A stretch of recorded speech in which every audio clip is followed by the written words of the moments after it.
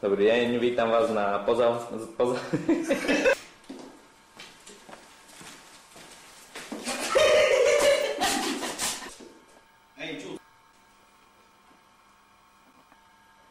Dobrý deň, vítame vás na pozapasovej tlačovke HK Jurkovičova Street, kde privítame trénera Ivana Ivesa Harčara.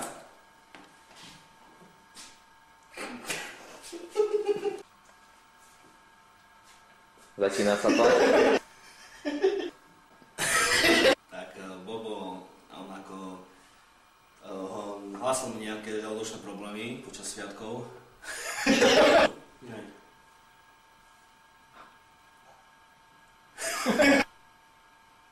Takže počítate s Bobom do Vancouveru na nomináciu? Áno, poprosím ešte jednu otázečku. Som JJ Plišák z rádiu Hockey Talking. Áno, poprosím, ja mám pár otázok. Dobrý deň. Dobrý, som z týždenníka.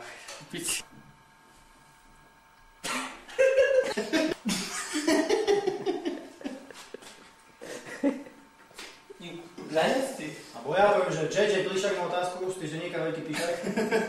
Keď ty to nepovieš, no teraz to poviem ja potom za tebe.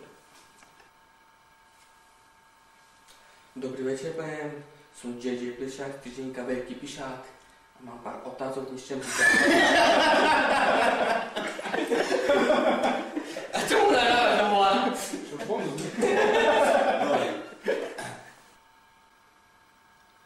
No tak, Ivo je dobrý hráč, ale hoci dnes veľmi to veľa neukázal.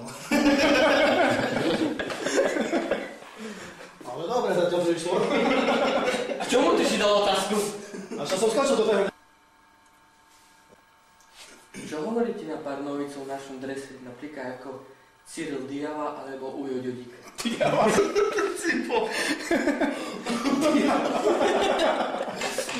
Dobre, že si nepovedal a Diava, ja potom zažili.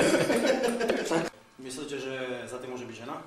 No tak ťažko povedať, ale v tých rokoch, ktorí si chalani hľadajú baví.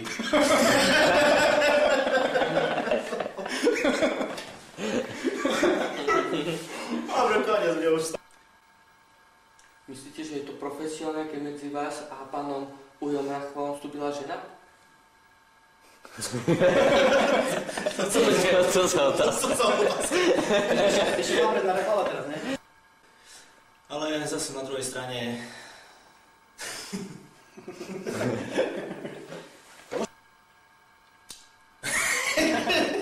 Mám pokračovať, že takže... Kulárov aj prebehla informácia, že je pôvodom z Neapolu. Čo vy na to hovoríte?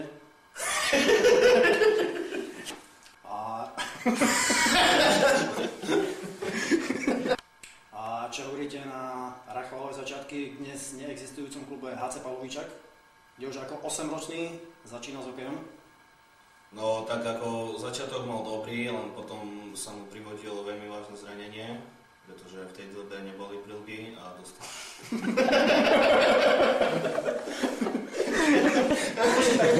Dostal šajbu s pukom do hlavy. Na čo hovoríte na Rachvalové začiatky dnes v legendárnom neexistujúcom klube HC Pavlovičák, kde začínal ako 8-ročný? Tak začiatky mal dobré, len potom ho pribrzdilo zranenie, keď dostal príklep do hlavy. No a sami vidíte, začínal tam, dnes je v Sparte, zajtra to môže byť Montreal. Čo hovoríte na skúsených harcovníkov, ako je Ferry Dzuriček?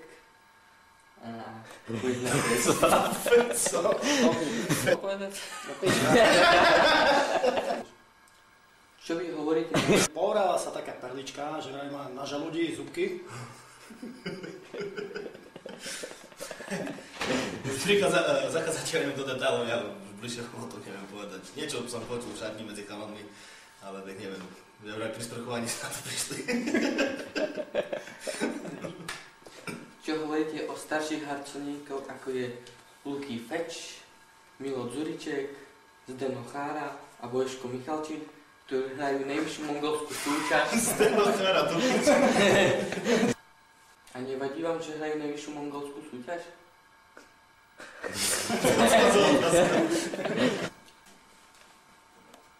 Aké bolo dnes pre vás stretnutie, keď po dlhšom čase ste Helpici zahrali so zbývalými spoluhráčmi? Štadión. Co? Odstražíme stretnutie? Taký bol. Odstražíme stretnutie? Co?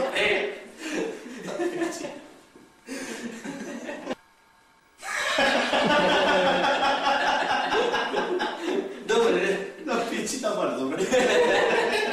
To bolo celkom dobre. Tak vieme, že váš štadión má teraz kapacitu. Vieme, že kapacita vášho zimného štadióna je... Co bolo zimného? Stop. Ale že jak to? A to je jedno.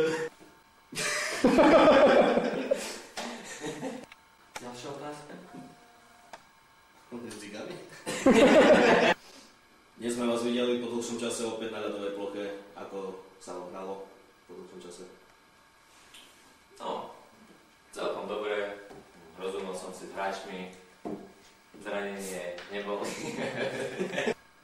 Môžete nám povedať menovite, s ktorými hráčmi ste?